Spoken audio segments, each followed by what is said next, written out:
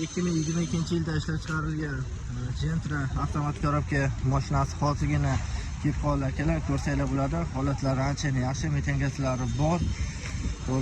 Video registratorlari qo'yilgan, to'rtta yangi yuzlab bolalar taqilgan akalar.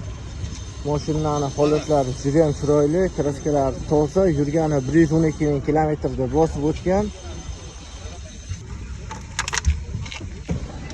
Mashinaning orqa tomonlari ham ancha chiroyli holatda.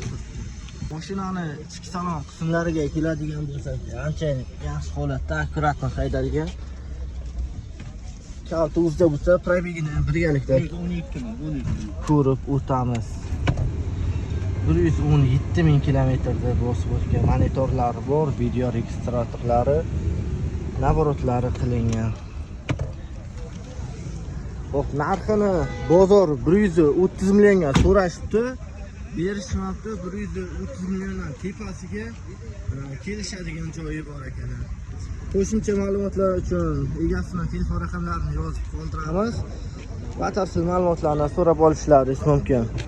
Telefon raqam 88lik 585 88. Kanalimiz rivoji uchun like va podpiska tugmasini bosib qo'yinglar.